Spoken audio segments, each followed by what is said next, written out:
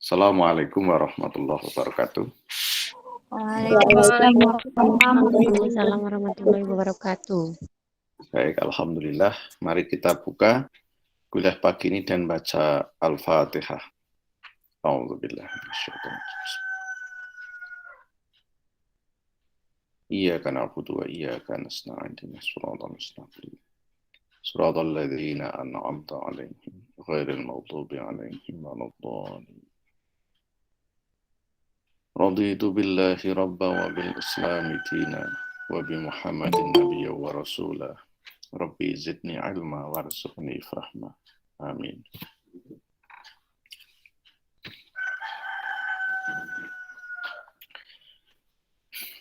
Hari ini kita akan melanjutkan perkuliahan tentang perkembangan anak usia dini. Minggu yang lalu sudah kita bicarakan tentang pertumbuhan dan perkembangan. Hari ini kita akan mencoba menambahi teori-teori perkembangan, kemudian nanti ada presentasi terkait dengan aspek-aspek perkembangan anak usia dini. Jadi di dalam diri anak itu ada aspek apa saja, ada lingkup perkembangan apa saja yang harus distimulasi, yang harus dikembangkan, ya.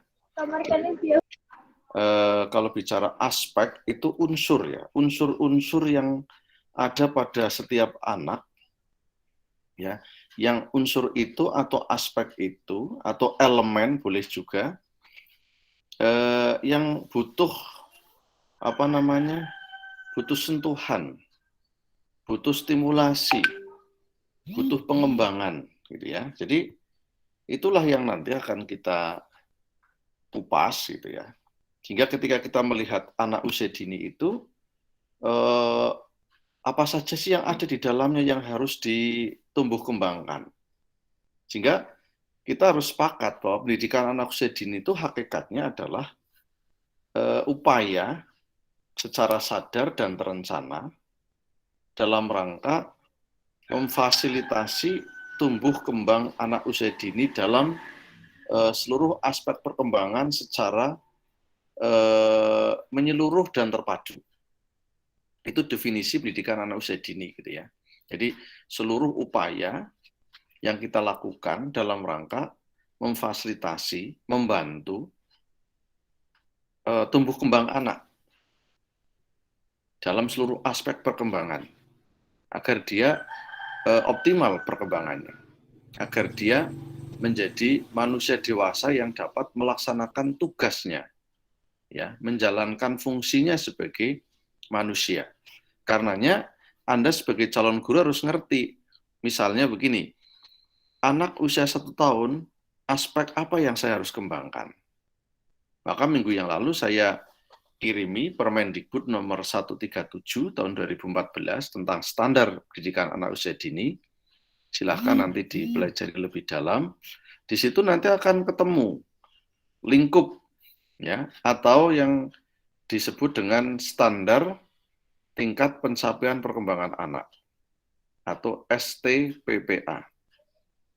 Standar tingkat pencapaian perkembangan anak itulah yang menjadi pijakan bagi guru untuk memberikan pembelajaran sebagaimana tahapannya, sebagaimana lingkupnya, sehingga tidak terlalu di bawah standar atau melampaui standar yang bisa jadi membuat anak tidak bisa mengikuti pendidikan dengan baik. Saya akan share screen dulu. Ini yang presentasi siapa hari ini? Sudah siap? Sudah, Pak. Siapa? Ada Suci Ajeng, ada Fiska, sama ada Rofi. Oke, ya, nanti dulu ya, saya tak share screen dulu ya, nanti Bapak, monggo. ya, melanjutkan yang kemarin dulu.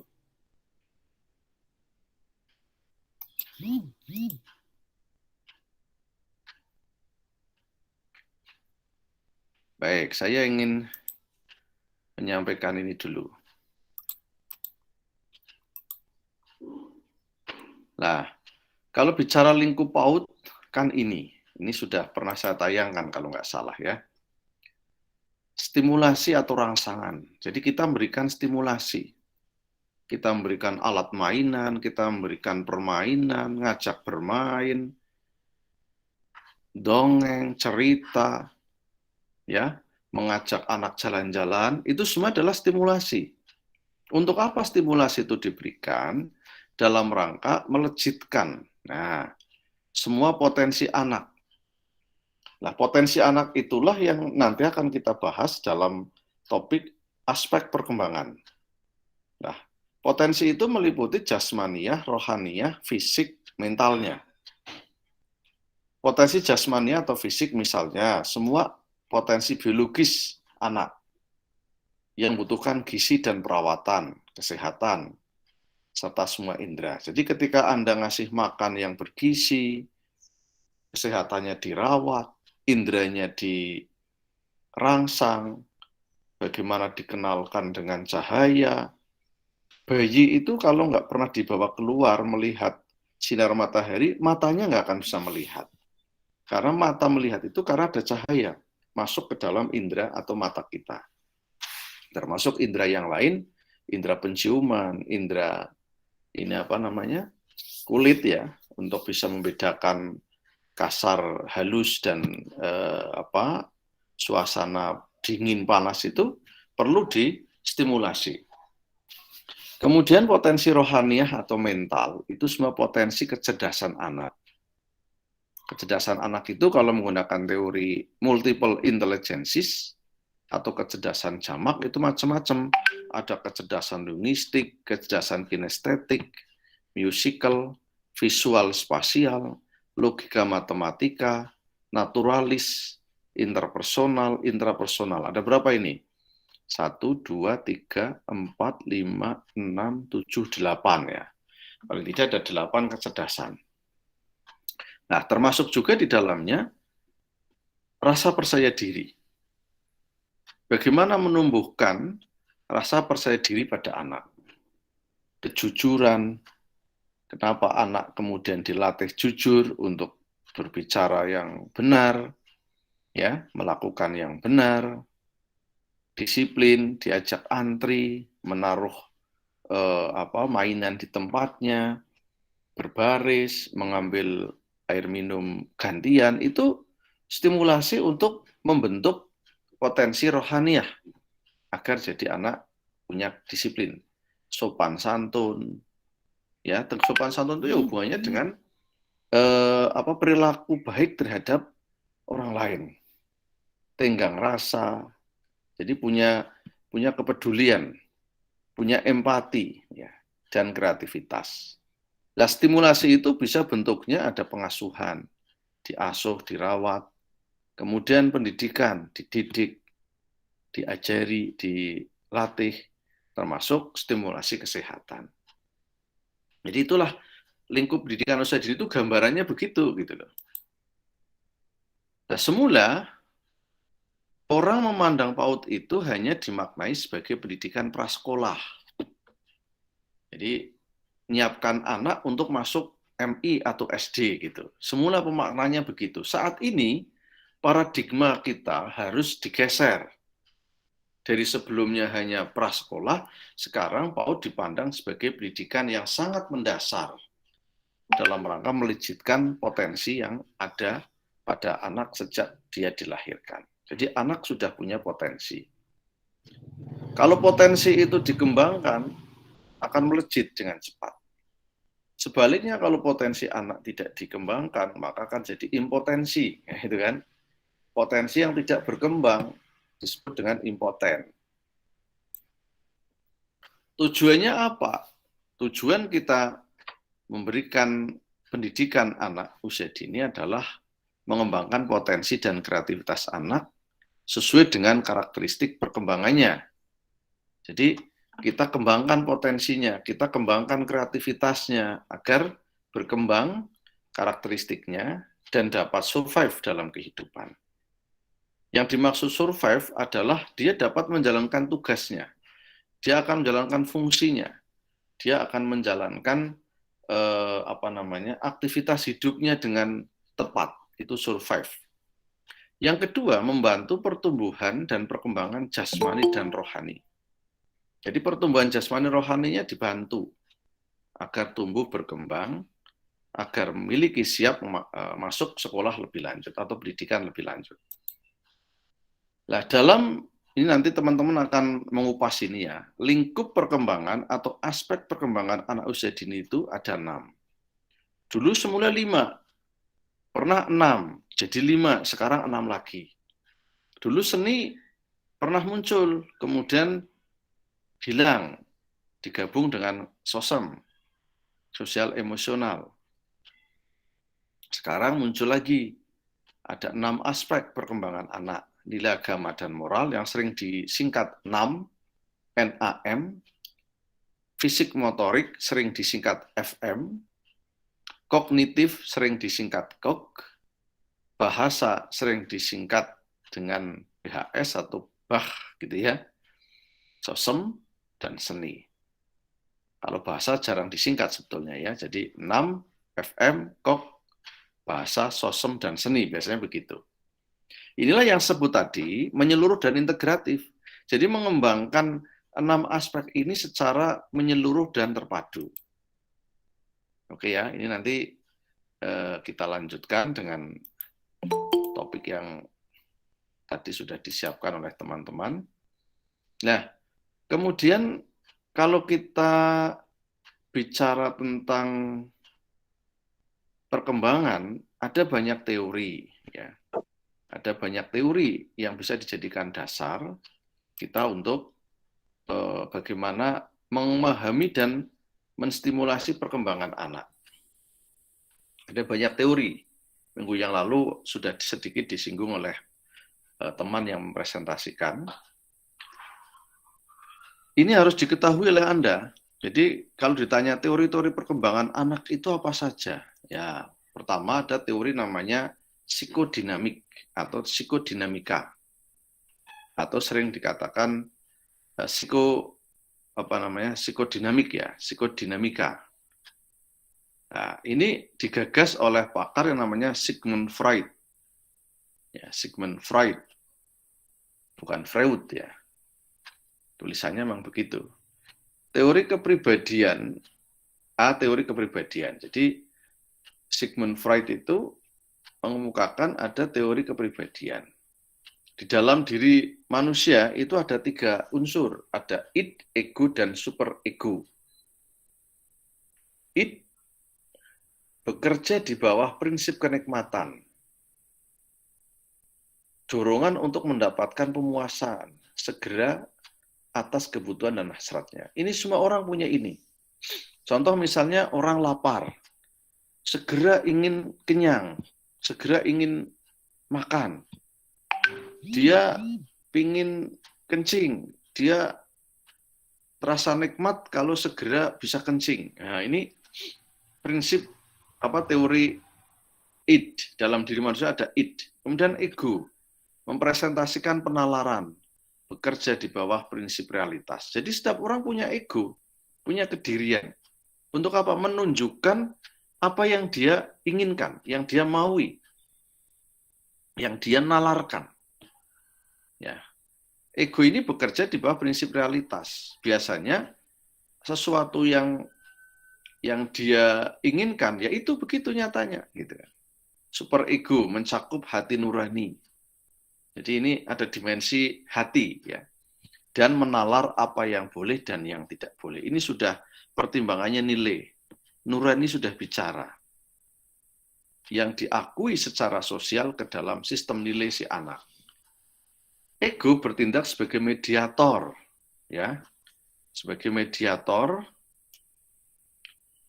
Yang saya kira ini penting, mediator antara apa? Antara id dan tuntutan super ego.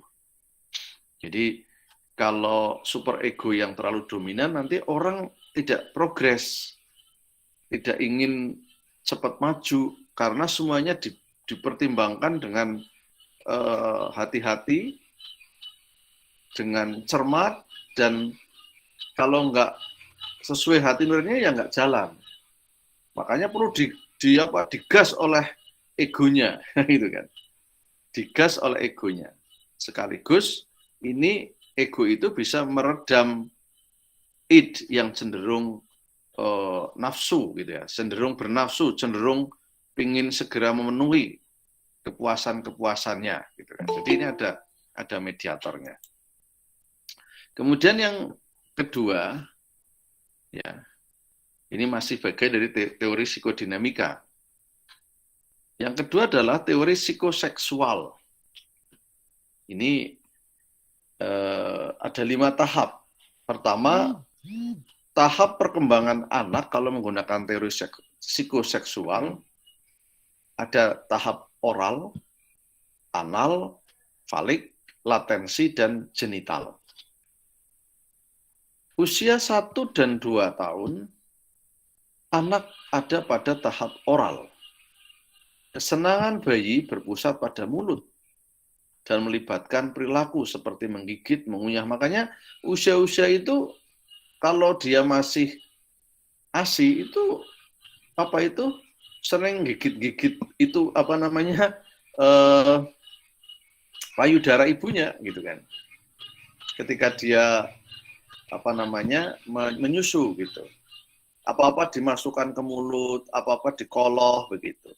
Karena ini tahap oral. Mengisap sebagai sumber kesenangan. Kaki pun, jempol kaki diangkat diisap ya, atau benda-benda yang lain. Ini tahap oral. Kemudian tahap anal. Ya, ini 2-3 tahun sekitarnya ya. Kesenangan berpusat pada fungsi pengeluaran kotoran. Daerah kepuasannya adalah bagian anal. Jadi di bagian duburnya lah gitu ya. Tahap falik 3-6 berpusat pada alat kelamin. Alat kelamin mereka sendiri akan beri mereka rasa kesenangan. Jadi kalau usia-usia ini, mohon maaf ya, ini bukan jorok tapi ini teori. Anak laki-laki seusia ini, kalau bangun tidur biasanya penisnya atau kelaminnya itu kenceng, tegang gitu loh. Ini menandakan ada proses yang normal gitu. Sehingga sudah mulai megang-megang alat kelaminnya, sudah senang bicara terkait dengan ini seks gitu ya. Ini sudah mulai paham dia usia-usia itu. Mulai senang megangi pantatnya temannya gitu. Ini sudah mulai ke sana. Kemudian tahap latensi berlangsung sampai pubertas, dari sekitar usia 7 sampai remaja awal gitu ya. Pada tahap ini anak menjadi tersosialisasi, senang gaul ini.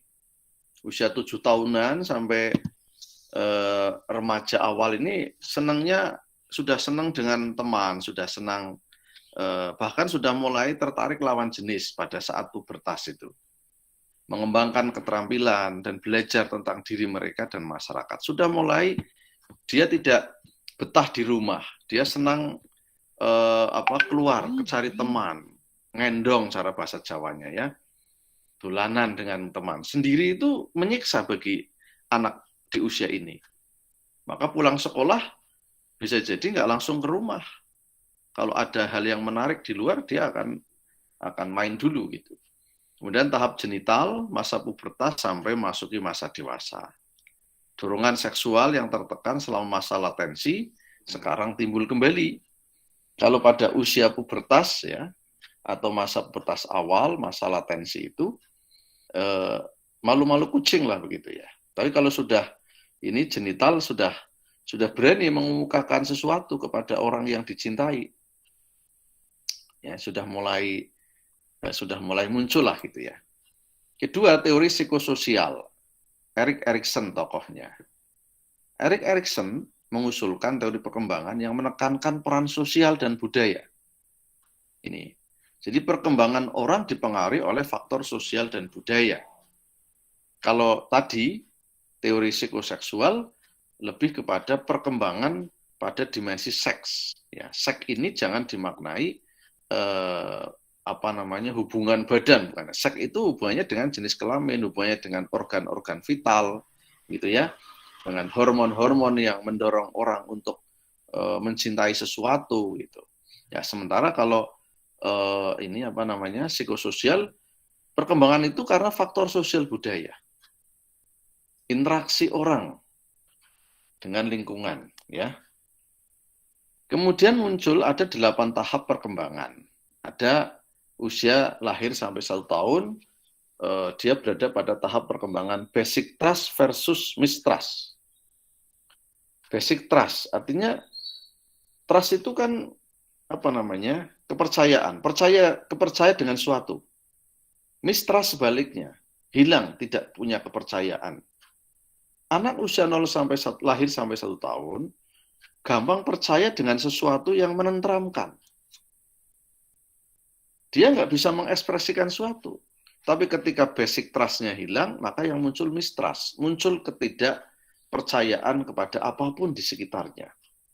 Karena apa yang dia butuhkan nggak terpenuhi. Contoh, anak nangis karena haus. Dibiarkan. Anak akan muncul di dalam jiwanya benci terhadap lingkungan karena apa? Dia ditelantarkan, dia dibiarkan. Makanya hati-hati di usia ini. Kalau lapar langsung kasih ASI. Kalau ngompol langsung ganti dah, gitu kan. Autonomi versus rasa malu dan keraguan. Maksudnya versus itu begini, otonomi, kemandirian itu pada usia ini harus dikembangkan. Kalau tidak berhasil, maka yang muncul adalah jadi anak pemalu, jadi anak peragu, begitu loh. Maka yang harus dikembangkan itu yang autonominya, kemandiriannya, sudah mulai harus dilatih mandiri. Gampang membangun anak kemandirian di usia ini. Jadi di usia 1-3 tahun kalau menggunakan teori Erik Erikson, saatnya orang tua, guru, PAUD, untuk membiasakan autonomi. Mandiri, otonom. Ya. Jika ini nggak berhasil, yang muncul adalah versusnya. Rasa malu, ragu, gitu ya. Maka di usia ini, tantangan bagi guru PAUD adalah anak malu. Untuk maju nggak mau, untuk tampil ragu-ragu, gitu ya. Maka biasakan, ayo tampil, ayo maju, ayo lakukan sendiri. Jangan apa-apa dibimbing. Nah, ini untuk apa? Melahirkan otonomi. Kemudian usia 3-6 tahun, inisiatif. Jika inisiatif nggak terbangun, maka yang muncul adalah rasa bersalah. Nah, itu kan. Rasa bersalah itu bukan berarti taubat ya, tetapi rasa bersalah ini merasa jadinya anak yang menyalahkan diri, gitu loh. Makanya jangan sampai di usia-usia ini sedikit-sedikit disalahkan. Berilah kesempatan anak untuk membangun inisiasi. Berikan kebebasan untuk mewujudkan inisiatifnya. Salah benar nggak penting, ya kan? Tapi begitu dia melakukan inisiatif langsung disalahkan kalau keliru, bahkan dihukum, yang muncul adalah versusnya dari inisiatif. Bisa dipahami ya? Itu begitu. Jadi usia 3-6 tahun itu yang harus dibangun adalah inisiatifnya diberi ruang. Kemudian industri versus inferioritas. Industri itu maksudnya adalah melahirkan sesuatu yang nyata, karya-karya nyata, hasil dari inisiatif dia. Ini masing-masing tahap kan saling berlanjut. Tidak akan muncul otonomi kalau anak tidak dibiasakan basic trust-nya kuat. Otonomi akan mengantarkan anak punya inisiatif. Inisiatif yang dihargai, inisiatif yang berkembang akan melahirkan anak menjadi industri atau melahirkan sesuatu. Tapi sebaliknya kalau nggak muncul, yang muncul adalah inferioritas, rasa inferioritas, selalu rendah diri, ya kan? Anak selalu merasa tidak bisa, nggak mampu. Karena apa? Sudah dibiasakan disalahkan, biasakan di downkan, dijatuhkan. Maka jadi inferior dia. Kemudian usia 12-20 tahun akan muncul identitas. Ciri khasnya masing-masing sudah kelihatan. Menampilkan dirinya dengan jelas. Sudah kelihatan identitas setiap anak. Tapi kalau ini nggak berkembang, yang muncul adalah difusi identitas. Identitasnya kabur. Identitasnya nggak genah. Anak nggak mengenali dirinya. Gitu kan. Kemudian usia selanjutnya ada keintiman versus isolasi. Keintiman itu maksudnya bukan hubungan intim, tapi secara sosial budaya itu dia mampu membangun kedekatan dengan siapapun. Dia menjadi bagian tak terpisahkan dari komunitasnya. Sebaliknya, kalau ini gagal, yang muncul adalah isolasi. Dia menjadi orang yang menjauhkan diri, mengisolasi, mengkarantina diri, gitu loh. Ini seperti isoman gitu ya. Isoman kan nggak mau keluar atau nggak boleh keluar. Kalau ada orang dijauhi gitu kan. Orang lagi isolasi kan begitu. Generativi lawannya atau versusnya adalah stagnation. Generatif itu apa namanya? Lawan dari stagnasi. Stagnan itu kan apa? Mandek. Generativity berarti kan dia melahirkan sesuatu. Generatif, menurunkan sesuatu, menghasilkan sesuatu. Ya, meskipun usianya sudah tua, masih melahirkan sesuatu untuk kehidupan, tidak stagnan. Jadi usia pensiun itu bukan berarti usia, ini kan usia-usia pensiun ini, usia 60, 65. Sudah masa orang stagnan. Sehingga tidak sedikit orang-orang sudah tua bingung, nggak ada aktivitas apapun, ya kan? Kemudian usia yang sudah sangat tua itu ego integrity versus putus asa. Integritas dirinya akan kuat, akan optimis, punya harapan meskipun sudah tua. Tapi kalau ini gagal, maka yang muncul putus asa, menyesali masa lalu, menyesali saat ini, tidak optimis terhadap masa depannya, merasa sudah final begitulah, sudah nggak ada gunanya, itu kan? Ini makanya yang depan inilah yang harus disasar oleh kita. Ketiga, teori tugas perkembangan, Robert Havigos. Jadi ada teori tugas perkembangan. Menurut beliau atau menurut si Robert ini, tugas penting terjadi pada periode tertentu dalam hidup manusia. Teori ini mengidentifikasi 3 sumber dari tugas perkembangan sepanjang rentang hidup manusia. Pertama, tugas yang muncul dari kematangan fisik. Yang kedua, tugas yang berasal dari sumber pribadi. Yang ketiga, tugas yang timbul dari tuntutan masyarakat. Jadi ada 3. Kematangan fisik itu menuntut tugas untuk apa? Belajar berjalan, belajar berbicara, bagaimana menghadapi perubahan ketika menopause selama usia parubaya. Ini hubungannya dengan fisik. Sedangkan kepribadian atau pribadi adalah pengembangan nilai pribadi dan aspirasi atau keterampilan belajar untuk sukses dalam pekerjaan. Memilih teman hidup, semakin matang dia, punya kepribadian yang kuat. Kemudian tugas-tugas yang timbul dari tuntutan masyarakat, seperti belajar membaca, menulis, belajar berorganisasi, dan lain-lain. Ini nanti bisa dibaca. Kemudian ada teori behaviorisme dan teori belajar sosial. Ini nanti bisa dipelajari ya. Ini teori yang sangat terkenal ini, behaviorisme.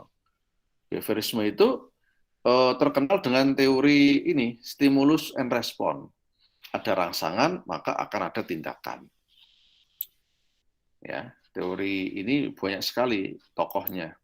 Kemudian teori etologi. Konsep ini merujuk pada asal-usul biologis atau evolusioner tentang tingkah laku sosial, bahwa manusia itu ada hubungannya dengan asal-usul kita, gen kita. Secara biologis itu, manusia itu tidak bisa lepas dari keturunan. Para etologis sangat perhatikan studi tentang penyebab evolusi, perubahan. Ini ya, jadi teori evolusi itu jangan hanya dipahami teori monyet saja ya. Teori ini berhubungan dengan asal-usul manusia. Ya. Ada 2 pencetus, Loren dan Tinberger, berpandangan bahwa ada 4 karakteristik tingkah laku bawaan. Ini hubungannya dengan bawaan, asal-usul kita. Universal, stereotipi, bukan hasil belajar, sangat minim sekali dipengaruhi lingkungan. Ini kemudian dalam teori ini pun macam-macam. Tingkah laku manusia itu universal, ada tipe ini. Semua orang dengan garis keturunan sama akan tingkah lakunya sama. Stereotipe, ya ini macam-macam. Bukan hasil belajar, apa yang terjadi pada manusia itu bukan karena belajar dan lingkungan, tapi karena faktor asal-usul biologis kita, evolusi kita. Yang keempat, sangat minim dipengaruhi oleh lingkungan, karena memang dimensi bawaan itu. Oke ya. Kemudian ada teori evolusi, nah ini ternyata hampir sama dengan teori etologi. Teori evolusi mempengaruhi teori perkembangan manusia. Dalam pandangan Bush, ya, sebuah pendekatan psikologis evolusioner perkembangan manusia telah banyak menawarkan upaya mengatasi masalah. Jadi, menurut psikologi perkembangan evolusi adalah studi tentang mekanisme genetik dan ekologi.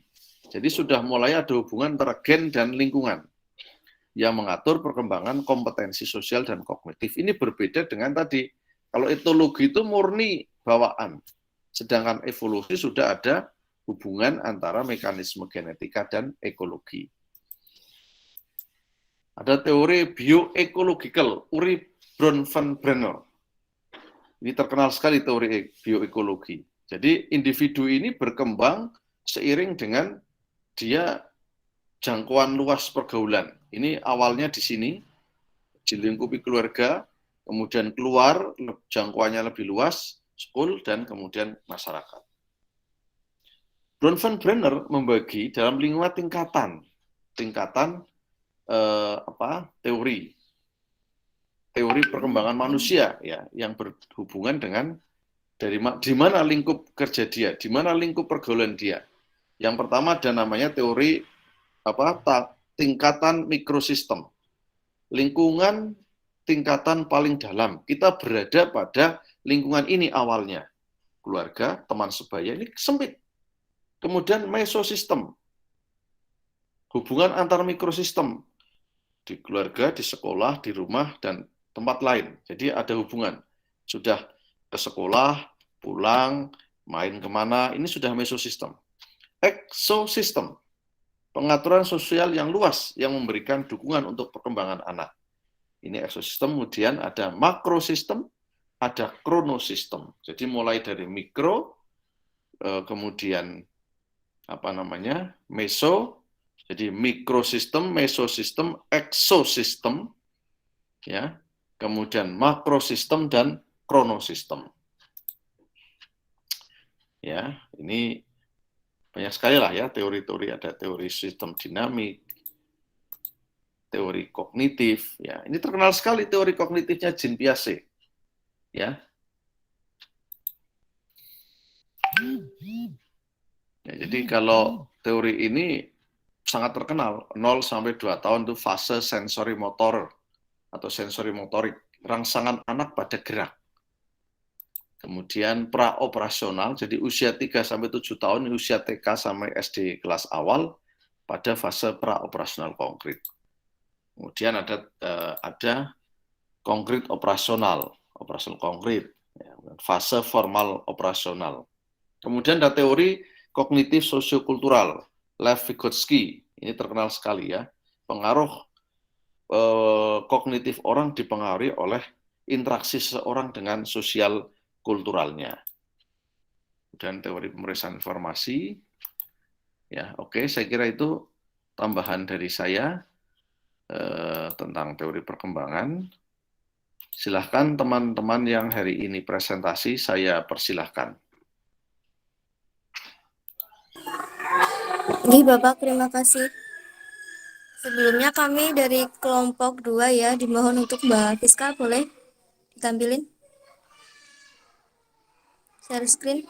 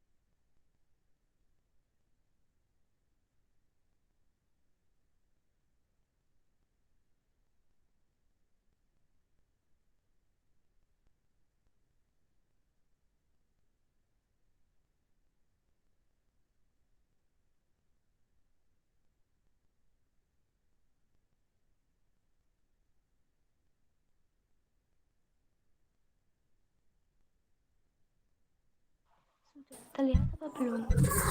Bisa dibesarin nggak Mbak Fiska?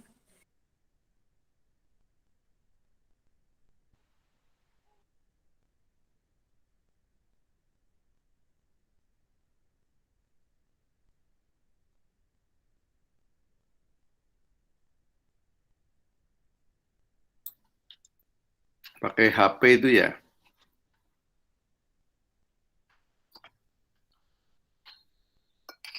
Pakai apa? Nggak bisa pakai laptop ya? Agak susah memang kalau pakai HP.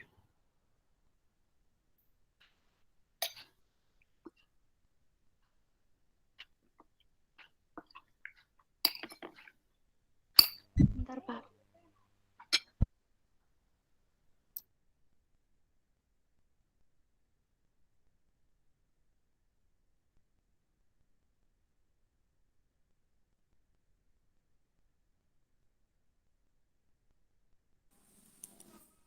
Atau Mbak Rofi bisa share screen-nya?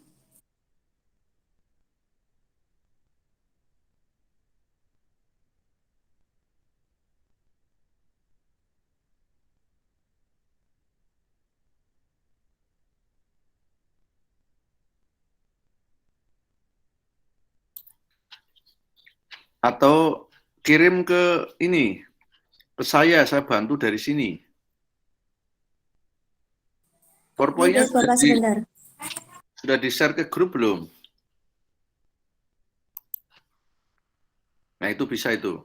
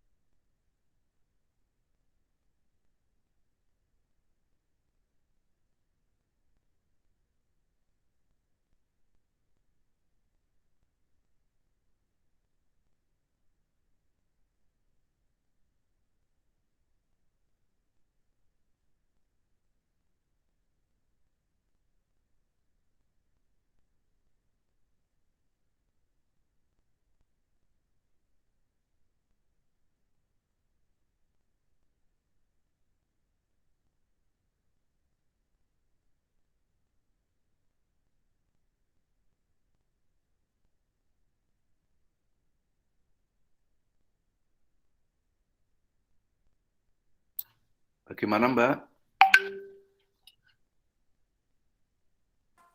Ini kupak teng grup mohon bantuannya.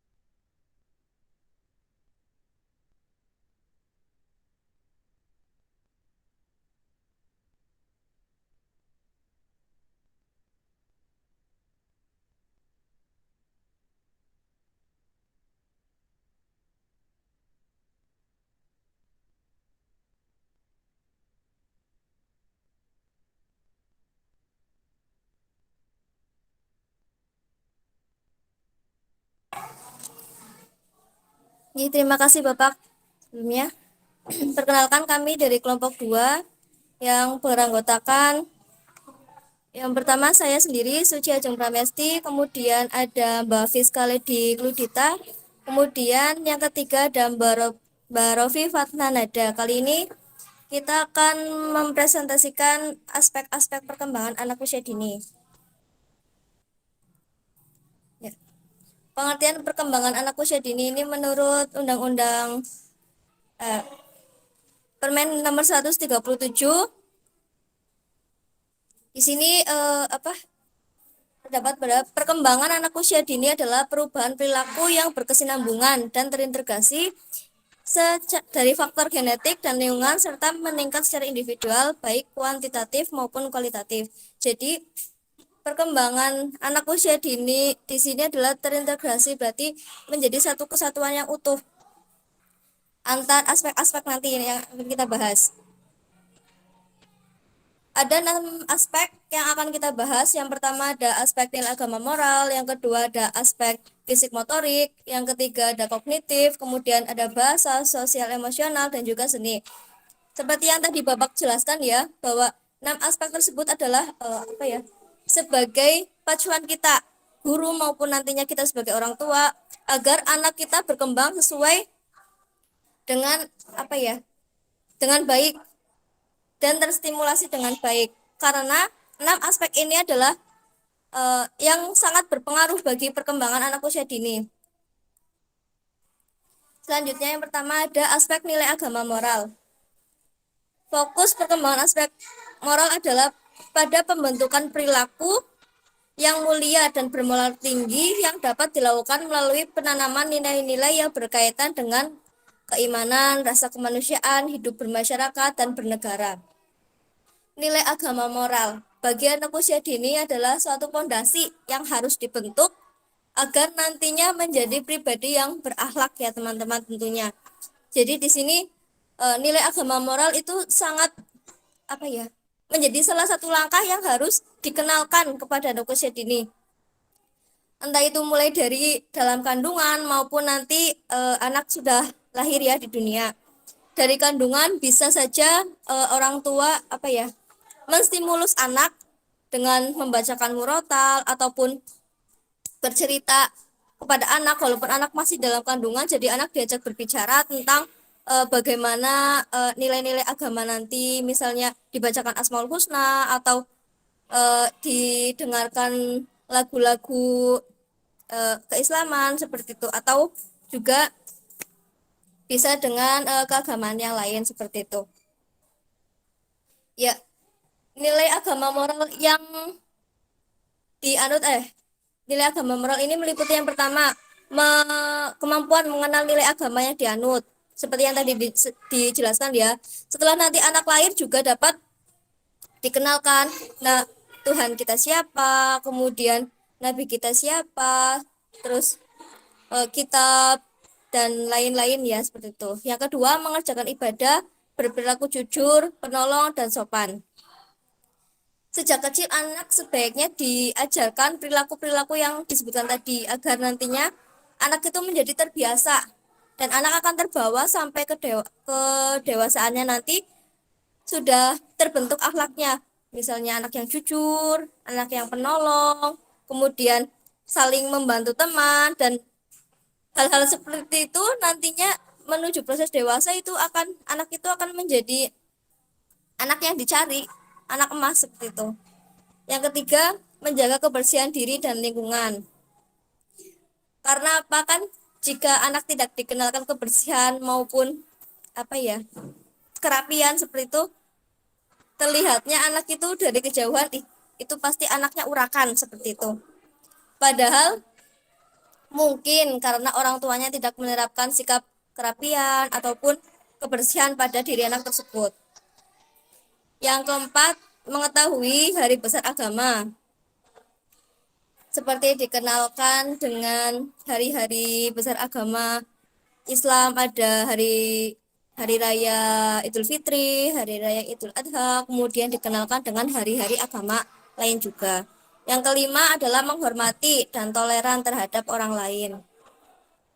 Dalam bermasyarakat ataupun di sekolah nantinya, anak juga harus diajarkan tentang menghormati antar sesama maupun dengan teman, dengan orang tua, dengan guru.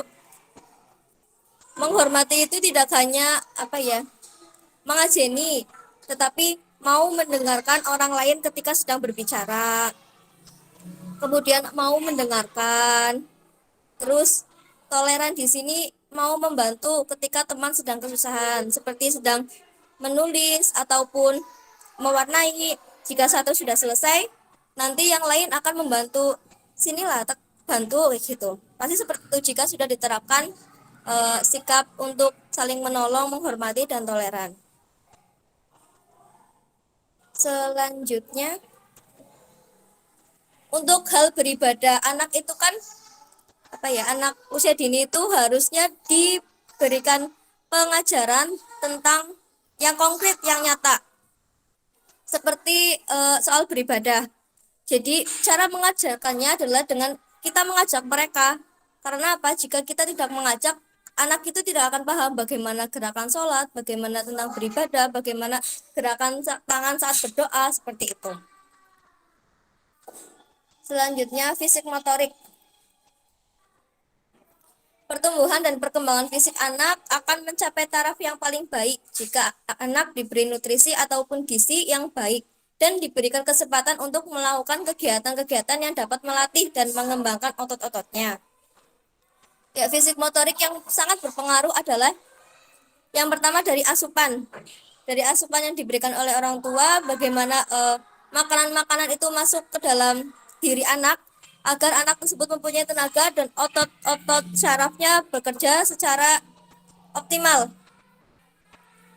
Seperti halnya contohnya 4 sehat 5 sempurna yang diberikan oleh orang tua. Bisa saja nutrisi tersebut akan membuat anak tidak gampang mengantuk, mampu berpikir, kemudian mampu mendengarkan dengan jelas, kemudian mengikuti aturan, seperti itu.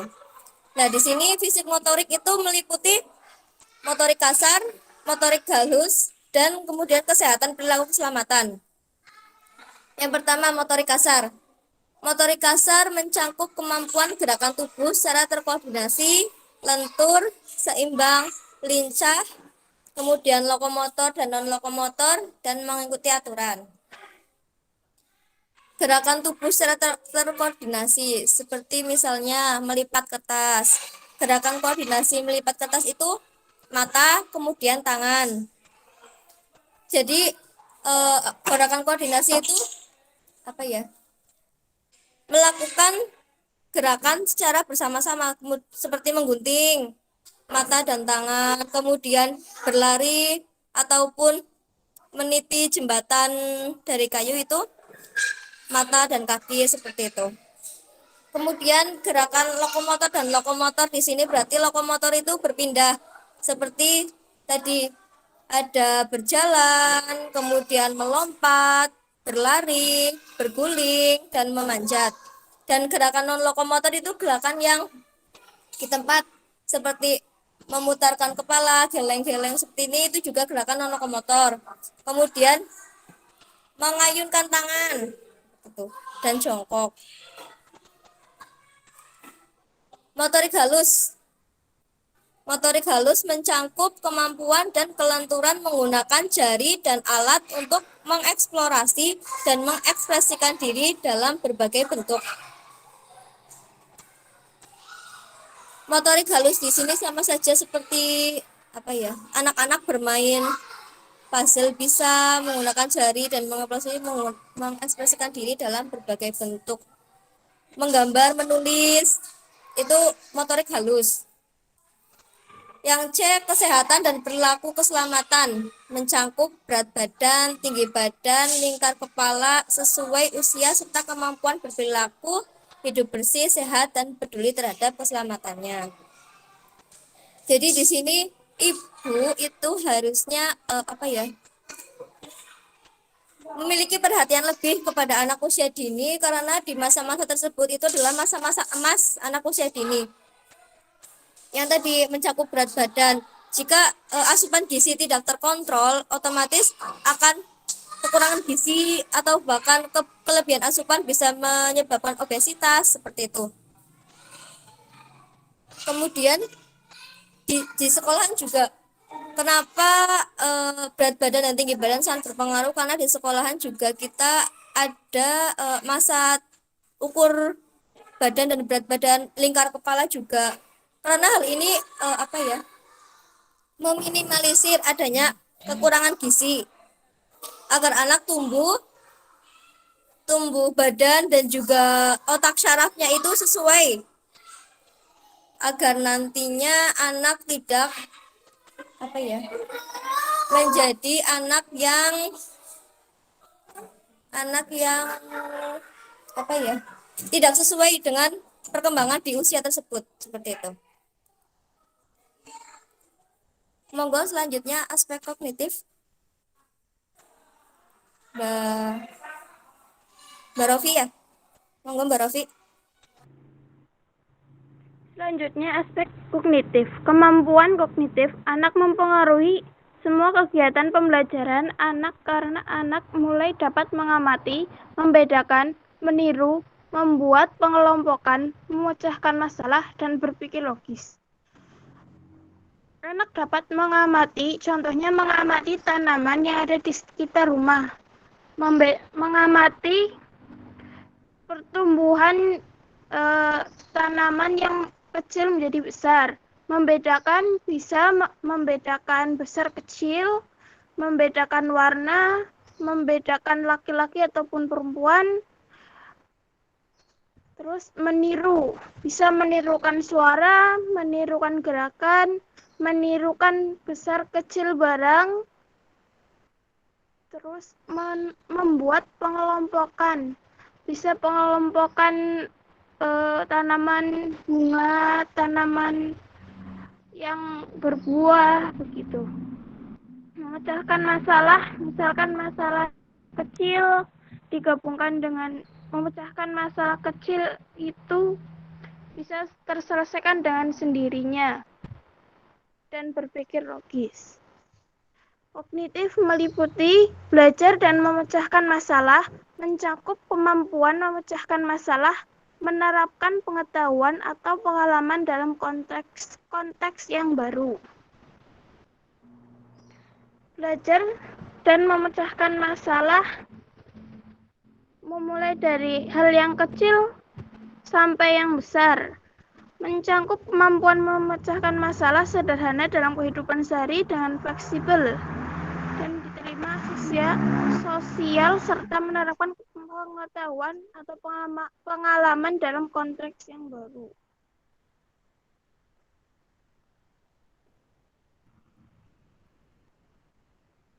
Contohnya masalah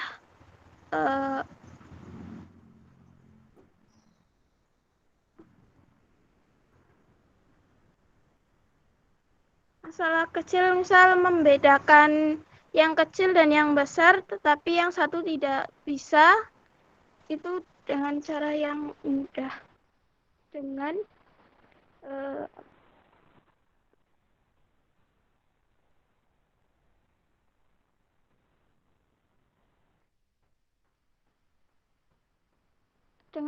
cara diterima dengan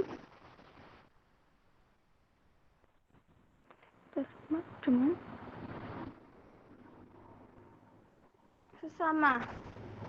Berpikir logis mencakup berbagai perbedaan, klasifikasi, pola, berinisiatif, berencana, dan mengenal sebab akibat.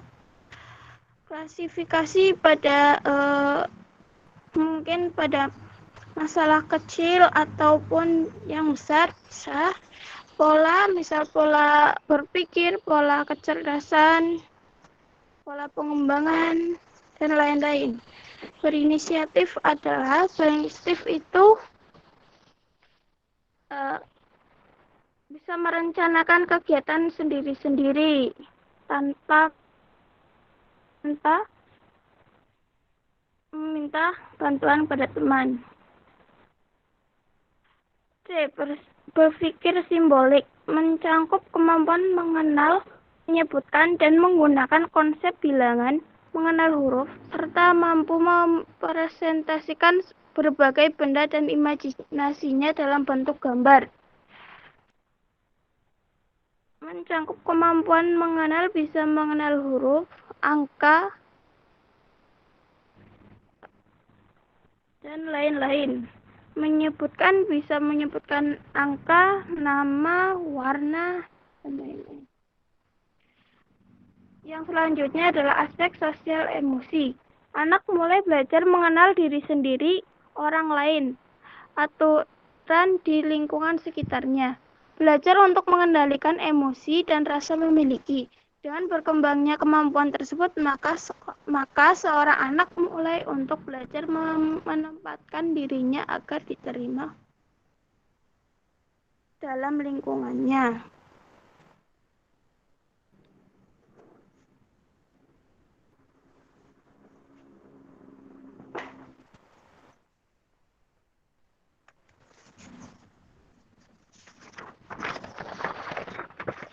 Aspek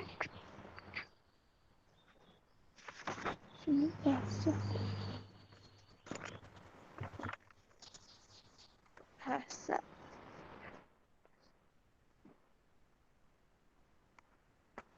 Aspek bahasa, seorang mampu menunjukkan bahasa yang diawali dan berbicara, kemudian ditunjukkan dan gambar coretan hingga mampu merangkai kalimat dengan tepat sesuai dengan anak.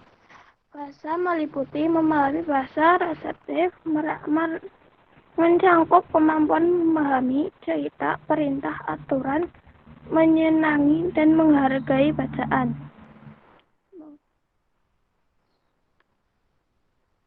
B. Mengekspresikan bahasa, mencangkup kemampuan bertanya, menjawab pertanyaan, komunikasi secara lisan, menceritakan kembali yang diketahui, belajar bahasa, pragmatik, dan mengekspresikan perasaan, ide, keinginan dalam bentuk coretan. Keaksaraan mencangkup pemahaman terhadap hubungan bentuk dan bunyi huruf, meniru bentuk huruf, serta memahami kata dalam cerita. Baik, silakan yang ingin bertanya. Jadi presentasi itu jangan membacakan tulisan ya. Tulisan biar dibaca sendiri, bisa. Yang Anda presentasikan itu pemaknaan, penjelasnya ya. Silakan ditanggapi atau ada yang ingin bertanya. Tolong yang presentasi nanti dicatat siapa yang tanya, pertanyaannya apa, ditanggapi ya. Jangan lama-lama. Waktunya sudah hampir habis ini. Saya Pak izin bertanya. Ya, Siti Fauzia, terus siapa lagi? Umi Kulsum. Siapa lagi satu nanti urutan? Saya kasih kesempatan 3 orang. Siti Faiza. Siapa lagi satu? Siapa lagi? Baik, silakan Siti Fauzia. Ya, izin bertanya, apa saja perbedaan antara motorik kasar dan motorik halus, lalu bagaimana cara menstimulasinya, serta bagaimana cara mengatasi masalah motorik. Terima kasih.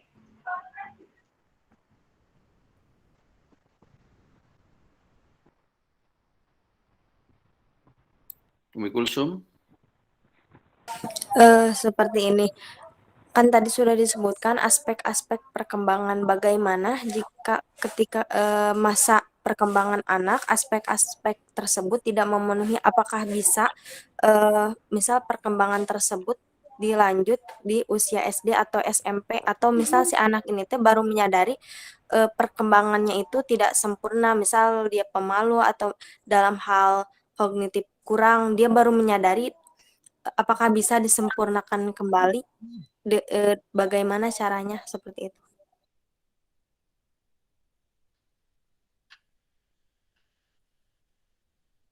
Baik, silakan ditanggapi. Ya, izin menanggapi dari pertanyaannya Mbak Umi ya. Ya, bagaimana jika aspek tersebut tidak berkembang, gitu, Mbak, tidak berkembang, ataupun anak menjadi pemalu atau kognitifnya belum berkembang, apakah bisa berkembang setelah SD maupun SMP gitu?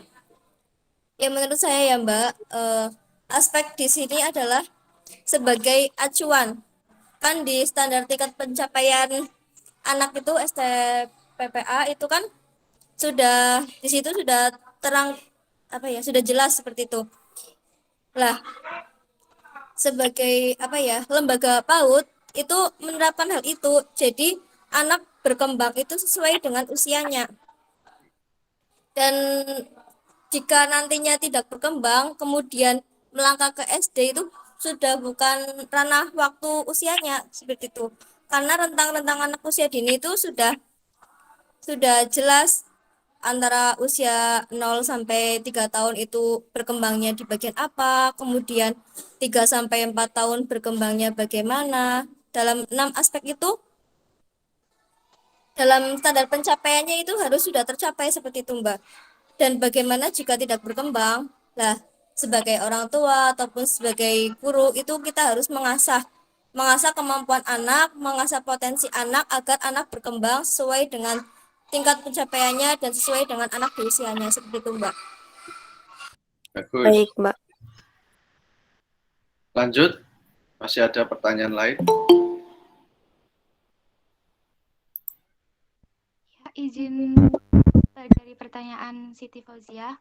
Ya,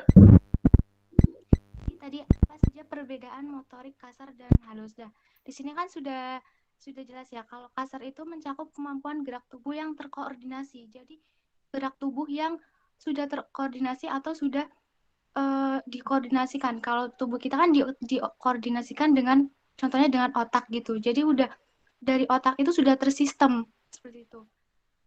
Ini ada gerak lokomotor dan non lokomotor. Itu gerak yang seperti berjalan, terus berguling, melompat seperti itu. Itu yang gerak motorik kasar. Untuk yang gerak motorik halus itu menggerakkan jari-jari tangan.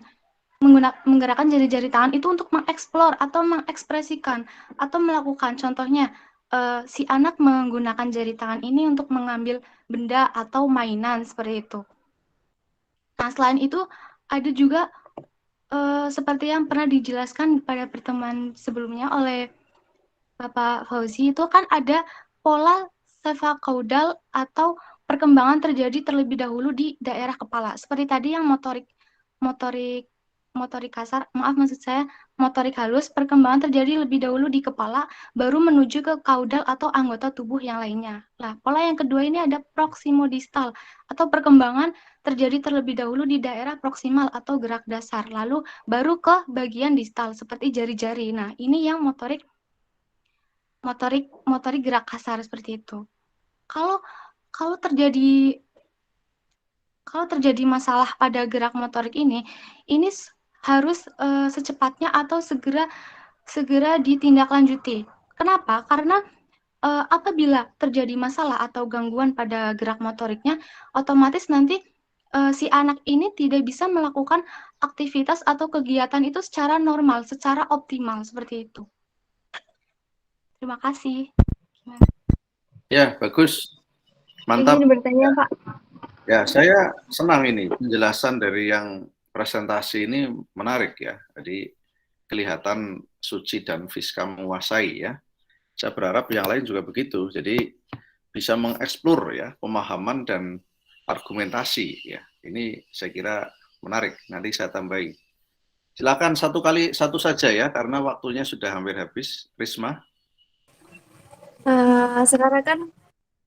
Sekarang kan masih masa pandemi ya. Jadi untuk perkembangan sosial emosi anak itu bagaimana ya di masa pandemi seperti ini?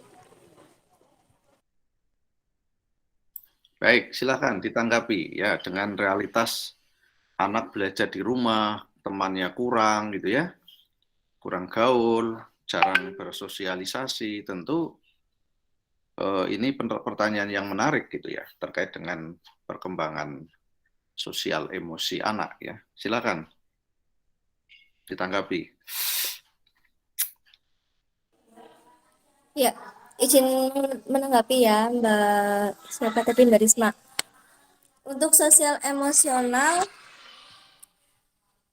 di masa pandemi ya, kan di sini anak itu berada di rumah. Jadi bagaimana cara meningkatkan sosial emosional anak ketika dia berada di rumah adalah sebagaimana kita orang tua ataupun orang terdekat itu menstimulus anak, seperti mengajak anak bermain, kemudian melatih melatih kognitif atau melatih bahasa seni yang lain gitu kepada anak. Jadi anak itu tidak bosan di rumah, seperti mengajak anak bermain bermain kelereng ataupun bermain alat-alat edukatif yang ada di rumah dengan sederhana. Itu bisa meningkatkan sosial emosional anak agar anak itu tidak pikirannya itu tidak stuck dan juga pikirannya bisa berkembang walaupun di rumah. Kemudian mungkin setiap malam sebelum tidur itu anak bisa diberikan dongeng agar besoknya anaknya, "Ma, besok malam dongeng ini ya," kayak gitu kan. Sosialnya anak itu, rasa keingintahuannya itu balik lagi walaupun berada di rumah seperti sedang pandemi seperti ini. Seperti itu Mbak Risma. Terima kasih jawabannya. Tapi kalau misalnya itu kan kita sebagai orang tua gitu ya, sebagai orang tua atau kakak yang satu rumah, apabila kita sebagai guru PAUD misalkan, itu gimana solusinya ya? Atau misalnya ada orang tua yang minta privat gitu, Nah, untuk meluapkan sosial emosinya gimana ya? Nggih. Misalnya kita Kan datang ke rumahnya. sekarang banyak sekolah yang masih tutup ya PAUD seperti itu. Lah, kebanyakan di sini itu mengadakan les di satu tempat, kemudian sama kegiatannya sama seperti sekolah. Dan jika kita diminta, yuk dengan senang hati dong. Dengan senang hati. Kenapa? Karena nantinya anak juga, loh masa kayak sekolah dewek ora gitu kan ibaratnya. Lah sekolah itu berangkat masa kita enggak. Nah, itu perannya guru PAUD ataupun orang tua yang meminta kita untuk mengajari anak di rumah saat pandemi ini, itu menjadi emas bagi kita karena kita bisa mengajar sebelum kita harusnya mengajar seperti itu.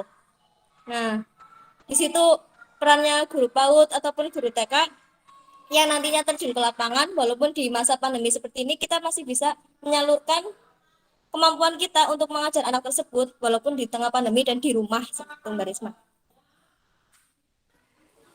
Terima kasih jawabannya.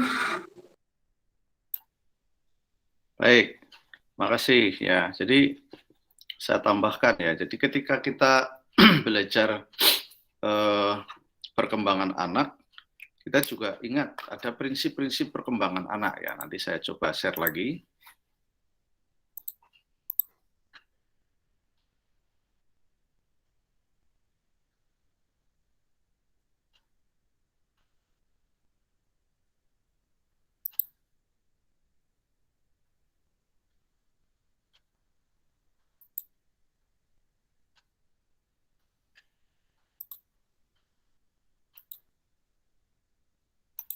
Nah,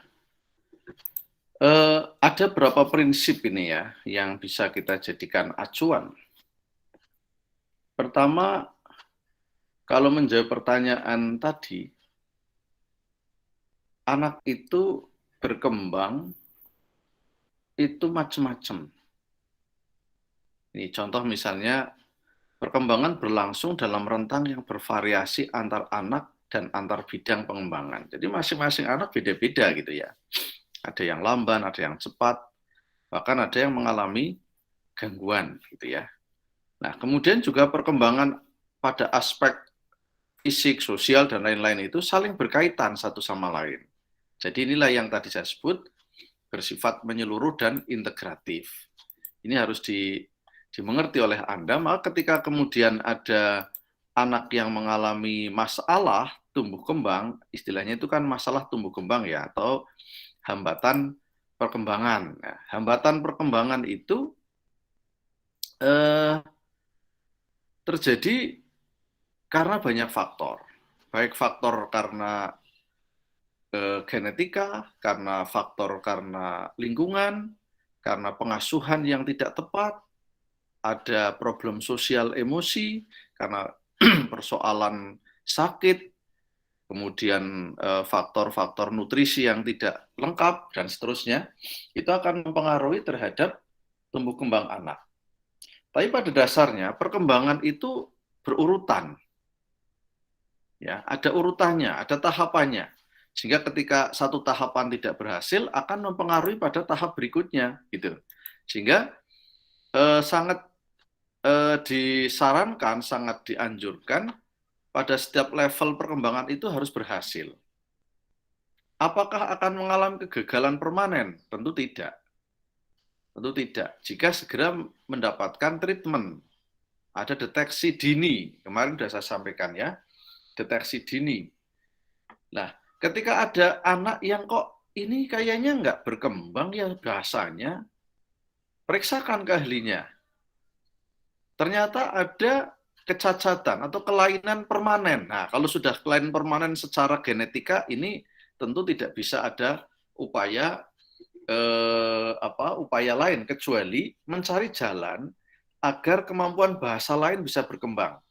Contoh, ada pita suara yang memang dari lahir itu bermasalah, ya, sehingga tidak bisa disembuhkan oleh tenaga medis, sehingga dianggap sebagai cacat permanen pada pita suara.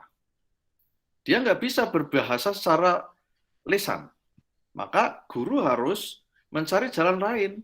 Bahasa apa yang dikuatkan? Bahasa isyarat. Nah, gitu loh contohnya. Anak kemudian akan tumbuh berkembang dengan kemampuan isyaratnya. Itu. Contoh misalnya ada pertumbuhan fisik yang mengalami hambatan. Kaji dulu. Dia kelainan fisiknya karena apa, gitu kan? Apa karena tidak mendapatkan stimulasi, misalnya anak harusnya sudah dilatih, dituntun jalan, ternyata dibiarkan gedoprok, ataukah memang ada persoalan ini, kecacatan fisik. Kakinya misalnya besar satu, kecil satu, atau kakinya yang satu memang lumpuh karena ada saraf yang tidak bisa disembuhkan. Nah, kalau yang begini-begini, tentu tidak bisa dipaksakan anak untuk dilatih berjalan sebagaimana anak yang tidak menghadapi masalah seperti itu. Bagaimana agar dia bisa jalan? Ditreatment dengan apa? Dilatih untuk menggunakan kursi, dilatih untuk menggunakan tongkat jika mungkin ya. Sejak kecil sudah harus dibegitukan, gitu loh, agar anak tidak mengalami kelumpuhan permanen secara keseluruhan, karena dianggap ini nggak bisa diapa-apakan. Sehingga mobilitas sosialnya sejak kecil sudah bisa difasilitasi meskipun menggunakan alat bantu, gitu kan. Inilah pendidikan. Ya. Malu, sedih, atau anak jadi minderan, itu psikologis, mental. Kalau itu dari kecil sudah tertekan, menyembuhkannya susah. Maka kalau menggunakan teori tadi, teori ada trust mistrust itu ya, tadi yang sudah saya sampaikan teori psikososial ya, Erik Erikson.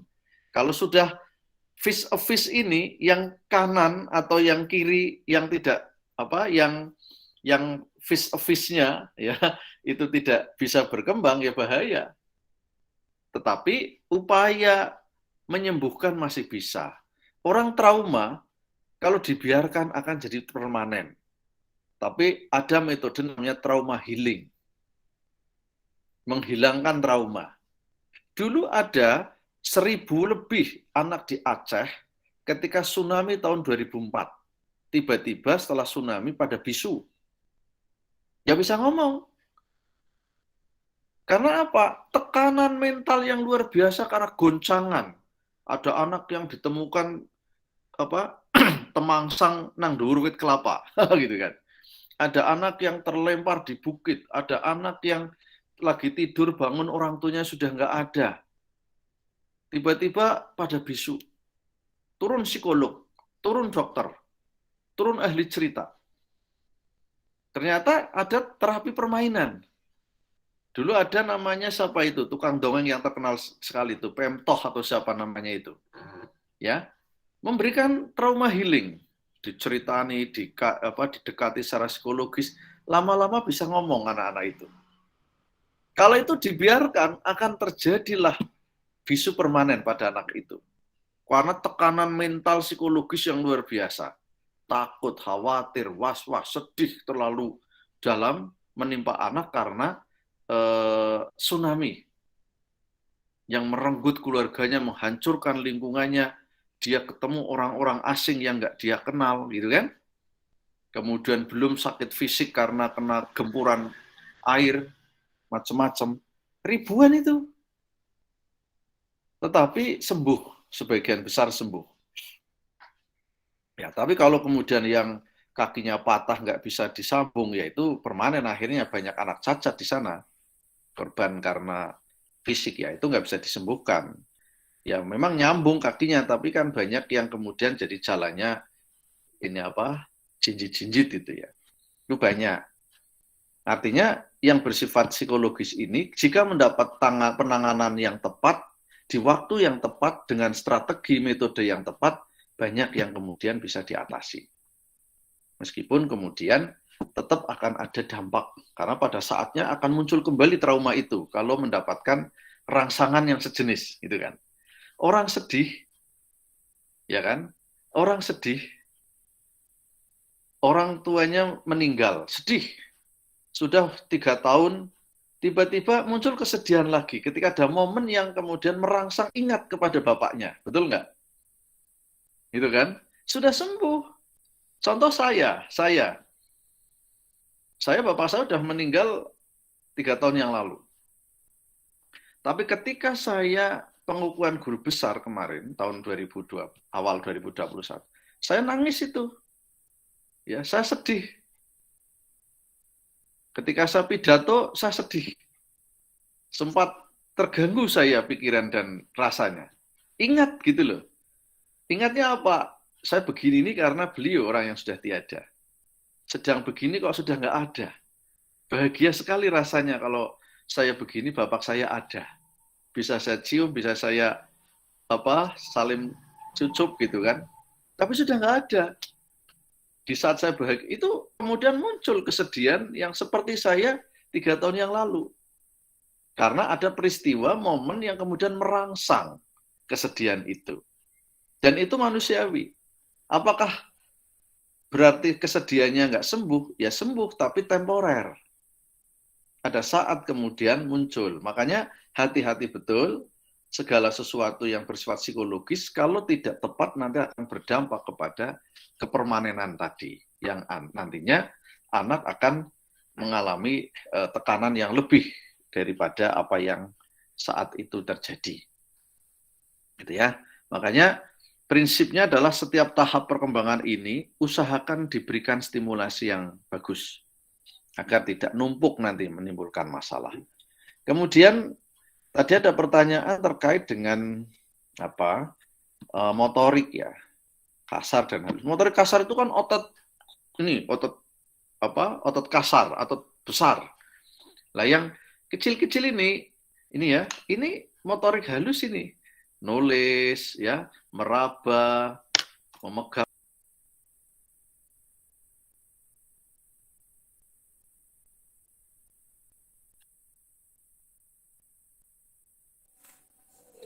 Bapak keluar, Pak?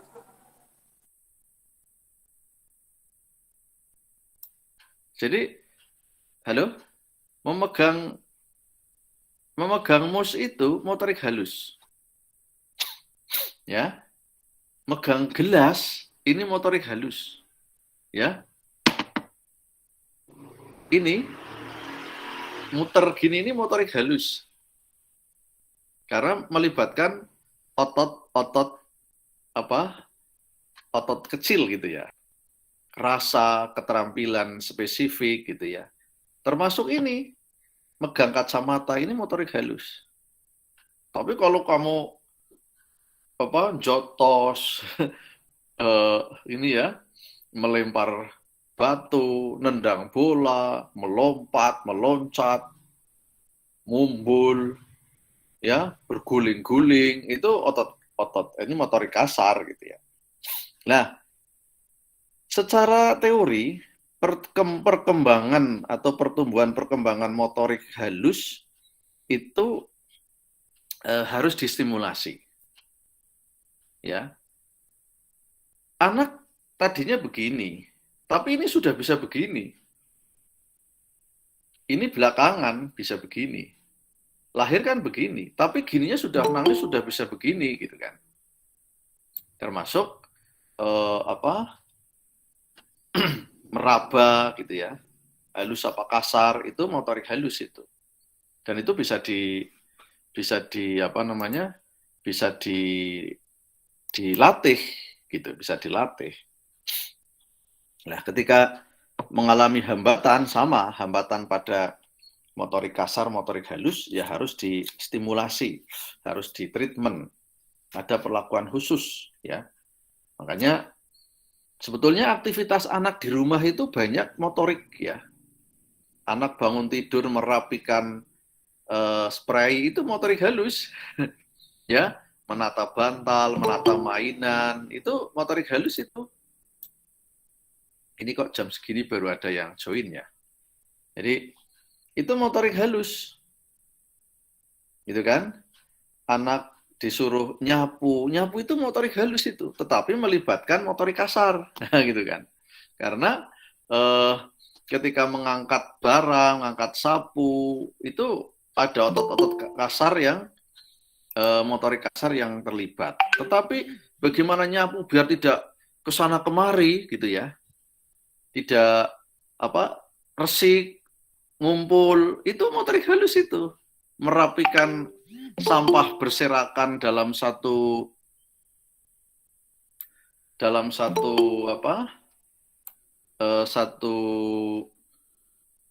tong misalnya ya.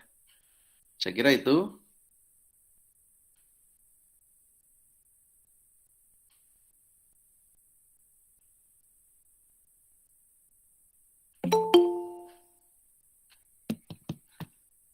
Oke, saya kira wah ini ya, prodi yang kelas berikutnya ini sudah pada masuk ya. Ini masih kelas PIAUD ya, Mbak. Ini ada yang sudah gabung kelas berikutnya. Baik, teman-teman, saya harus pindah kelas karena linknya satu ya. Nanti gabung ini jadinya. Saya terima kasih. Cukup ya kuliahnya, nanti kita sambung lagi minggu depan. Kita tutup dengan membaca hamdalah. Alhamdulillah. Assalamualaikum warahmatullahi wabarakatuh. Waalaikumsalam. Waalaikumsalam.